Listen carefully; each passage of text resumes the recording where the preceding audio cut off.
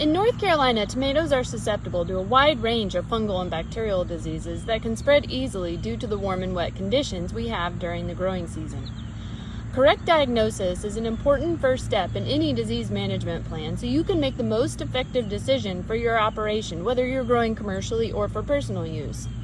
Regularly scouting for disease is one of the best ways to catch symptoms early and make a management decision before it's too late.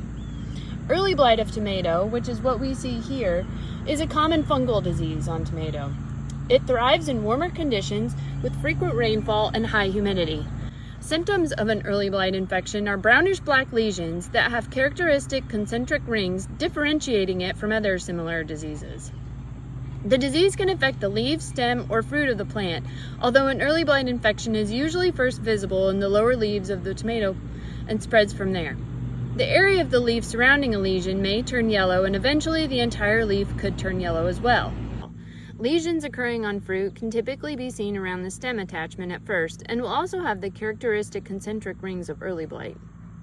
There are a few look-alike diseases, however. Septoria leaf spot, another fungal disease, will typically have smaller lesions than early blight with a tan or light gray center.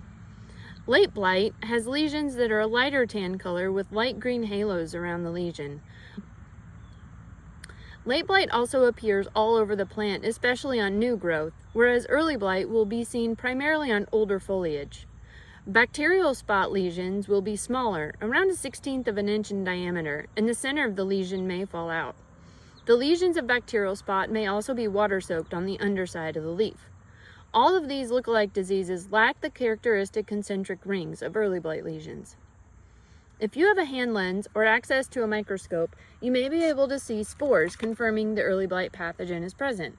Using a 30x hand lens, you may see spores standing upright on the leaf surface.